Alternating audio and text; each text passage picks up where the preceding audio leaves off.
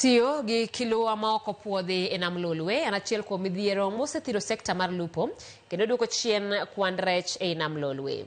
Jotend dho wedhe kaunti ma Siaya koro nyiso geno margi mar chako apedha ne jogo matiyo gi kiluwa ma kamago e dho wedhe mopogore maneno ni kiluwa mopuodhi kendo ema oti godo e nam Lolwe.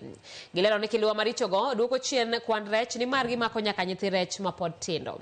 Apisa maduong' e migawo mar pur, pith kod lupo e kaunti ma Siaya Elizabeth Adongo lero ni giseketo kenge mowinjore mar jiwo sekta mar lupo kaka miyo gi gige pimo rech e kind sir mamoko kowuok kuom sirikand kaunti ma Siaya.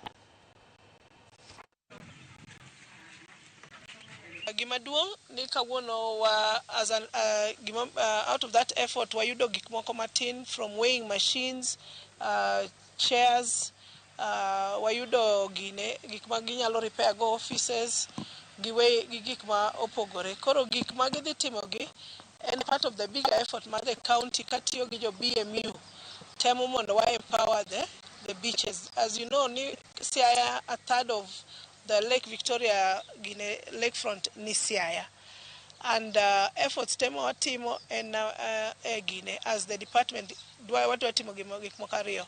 Number achiel en ni ji olup kata ji oti gi lake in a safe and secure way. Mane momiyo we put a lot of efforts in monitoring and surveillance. Mar ariyo watemo mondo nam ma wan godo ni the blue economy obed gima nyalo loko ngima ji o improve gima wacho livelihoods. Maparo ni BMUs kaka coordination mar BMUs no bedo mapiyo mag grube modongo be ni mane yobi kendo gima chaka kwayo ne BMUs mawa ni mondo mi ne county yudo osuru maber nyaka gin be gi control giduok kiluwa maricho piny ma beaches magi mondo wane ni wanyalo keto mabeyo moko ma koro rech ok rume na mainya mondo gine